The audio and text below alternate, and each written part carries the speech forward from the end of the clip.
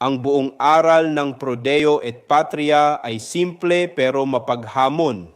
Kung tunay nating mahal ang Diyos, dapat mahal din natin ang bayan. At ang pagmamahal na iyon ay may katumbas na paninindigan. Para sa IFI, ang pananampalataya ay hindi lang pagdarasal, kundi pagharap sa katotohanan, pakikiisa sa inaapi, at pagtutol sa anumang lumalapastangan sa dignidad ng sambayanan. Sa harap ng korupsyon, panlilinlang at pang-aabuso ngayon, tinatawag tayong maging simbahang may tapang at may malasakit. Hindi sapat ang manood.